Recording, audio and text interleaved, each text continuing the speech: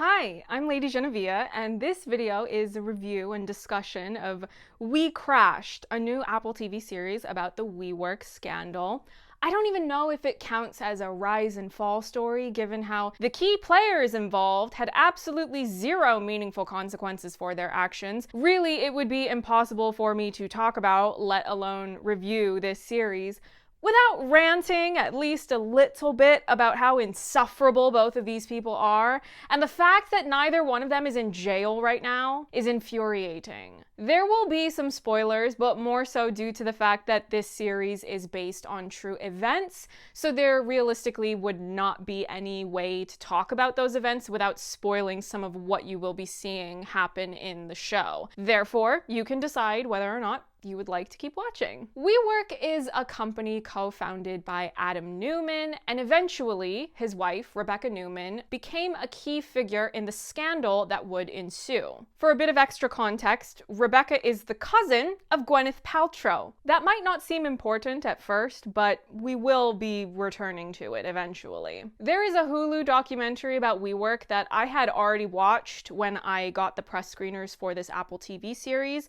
The main point of feedback I will stress to you from having watched that documentary is that these two people, they are insufferably boring and they are entirely devoid of charisma. I have tried to make sense of how these two were able to scam their way through life up in high society, and I'm at a loss. The Apple TV series, We Crashed, is by comparison more entertaining than the documentary, and that is largely down to Jared Leto and Anne Hathaway. They are the leads of the series, and whenever the show allows them to go full-on unhinged Manhattan weirdo, that's when I have the most fun with the viewing experience.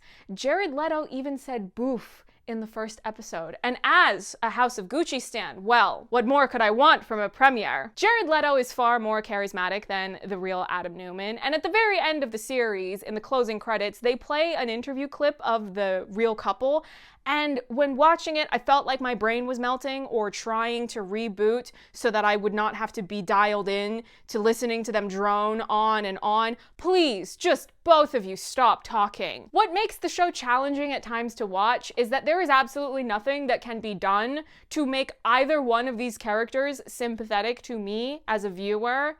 You've got Adam, who won't stop talking and won't stop lying. He's barely recognizable as a human being. He's just this bloated, delusional, egomaniacal capitalist who scammed his way into a $1 billion buyout of the company he lied into making real. If capitalism was a person, it would be Adam Neumann. The only way that Adam Neumann could be more of a capitalist in this series would be if he was invading a foreign country in order to steal their natural resources and sell those resources off for a profit, with absolutely none of those profits going back to the indigenous population of the place that he invaded.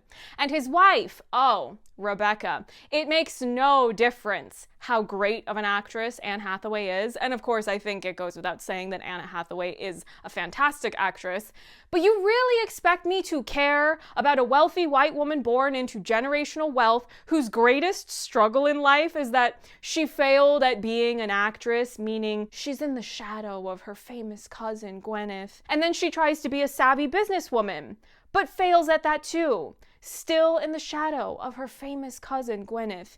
You want me to feel sorry for you because you could not make your own Goop? Really? Goop is a menace to society as it peddles pseudoscience nonsense and overpriced garbage. What I wanted for We Crashed was 8 episodes of Jared and Anne being 11 out of 10 weirdos. But they only do that some of the time because it feels like the people who were making this series were actually trying to take these people seriously and play the story straight. To its credit though, when these two are able to act up and act ridiculous, it is a treat to watch, and I have fun in those moments. If you're specifically interested in seeing Anne Hathaway cut loose as a performer, episode 3 will probably be one of your favorite episodes of the entire series. Do you know that expression that's often used on social media that goes something like crying, screaming, throwing up? Well, she kind of has her own moment that is the equivalent of that, without the throwing up, of course, thankfully, where she throws an absolute fit because a past boyfriend is trying to leave her. This is happening in a flashback scene. and she throws an absolute fit over him trying to leave. She is fully unhinged. I kid you not, when I was watching this scene play out, I yelled at my screen, "Get off the floor!" Because the very notion of acting like that over a man, no. Imagine begging a man not to leave you. I would rather watch nothing but terrible propaganda movies for a month straight than do something as heinous as that. To further my point about how insufferable and evil these two are, there is a point in We Crashed where Rebecca, as played by Anne Hathaway, says the phrase "animal industrial complex" without a drop of irony. You know, as in the military industrial complex or the prison industrial complex, but instead she's referring to her desire to make a scam company a bit more vegan. And that's no disrespect to vegans. I respect the lifestyle, but I don't respect this person. Your ability to enjoy this show will largely hinge on whether or not you're already a fan of Jared Leto or Anne Hathaway or both. There have been so many of these scammer and white-collar criminal programs being released within the last month or two. It's almost unnerving how many of them are being released back to back, from the Tinder swindler to the Dropout to the girl from Plainville, and now We Crashed.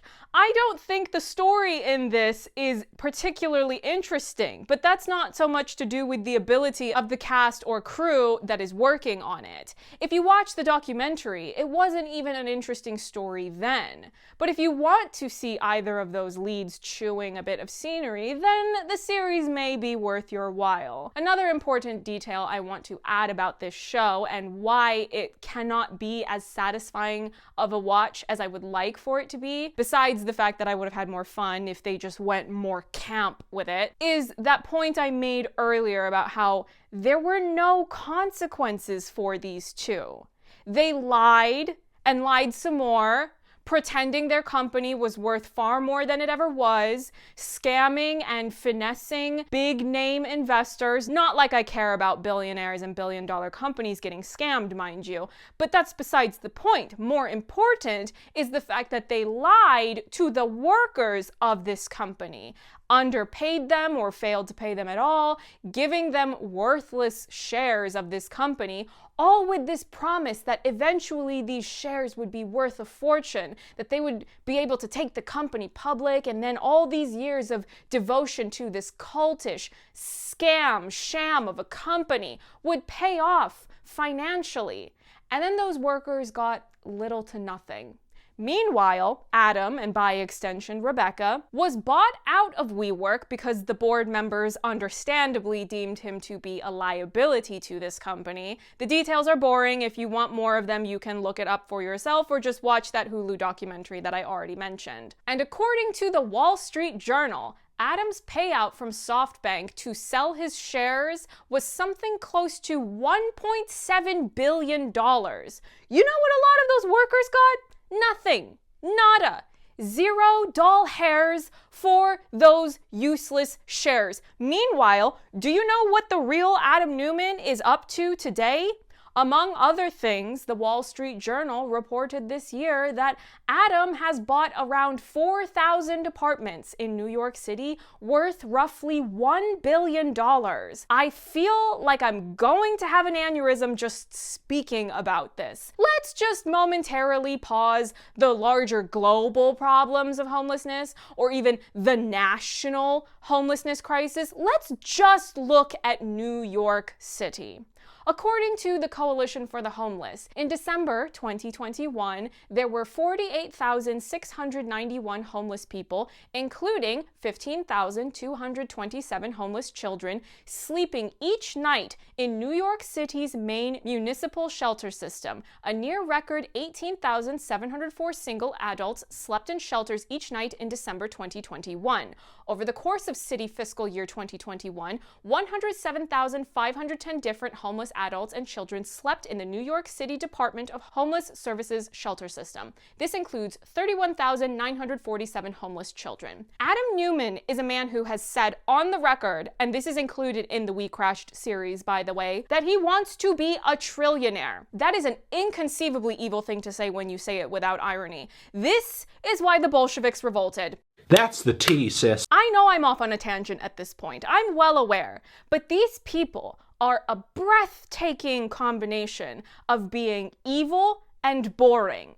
If you would like to watch the show solely for Jared Leto and you want to see him hamming it up in a bad wig, creepy contacts, and a prosthetic nose, by all means have it. I understand the appeal of Jared Leto. The same goes for Anne Hathaway doing her best Elizabeth Holmes voice in the show. Ooh, it's unsettling to listen to. I have no doubt that they have served enough content for fans to make some very entertaining highlight videos of their best bits from this series, of them acting ridiculous and weird. Hopefully, this video offered some insight into what the series has to offer. Those are my thoughts on it anyway. I think it's a safe bet that my next review will be far less aggressive than this one, or I hope so anyway, because I am happy to share that I have gotten press screeners for Bridgerton Season 2. At the time of recording this, I stayed up far later than I should have last night watching many of the episodes. I have not yet finished the season. I am allowed to give zero opinions on it thus far because the embargo has not lifted yet, but I am already brainstorming ideas for videos discussing the material. They haven't fully coagulated yet, but I will get there. The only thing I could probably say, because this is an opinion that I had before I started watching season 2, is that I was looking forward to Jonathan Bailey having a more prominent role because I know he's a great actor and I was able to see him in theater many, many years ago. We don't need to talk about that right now. But the trailer is out, so I'm assuming if you've seen the trailer, you know that we're playing into a bit of that ever-loved trope of enemies to lovers. I'm here for it. I'm ready to go. All right, this is it, people. Let's move. Let's go, go, go, go. Like, comment, and subscribe, and I will see you next week for probably multiple videos on Bridgerton Season 2. See you then. Bye.